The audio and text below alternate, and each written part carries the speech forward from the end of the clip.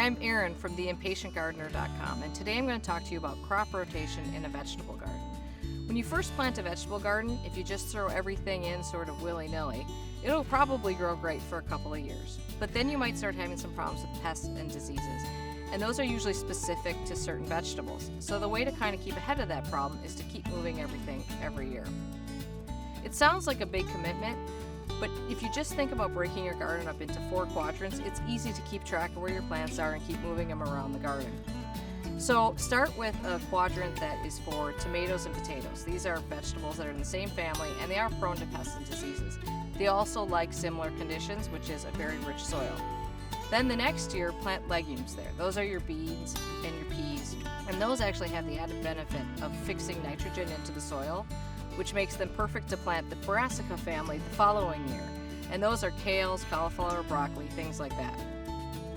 The following year, put your root crops in. Carrots, turnips, beets, parsnips, things like that. That way you've got a full 4-year cycle going before you end up planting the same plant where it was originally. Of course, you're going to grow many vegetables in your garden, so when you're thinking about what goes where in your crop rotation, just think about similar conditions that vegetables like. Zucchini and cucumbers, those like conditions similar to tomatoes and potatoes, so if you have room in that quadrant, put those there. Onions grow great with legumes, so put those there. And leafy greens go really well with brassicas because those all need the same conditions. So that's your Swiss chard, spinach, arugula, things like that. The key is not to stress about this. Just keep your plants moving and everything will be fine. Don't ever let a space in your garden go empty just because it doesn't necessarily fit into your crop rotation plan.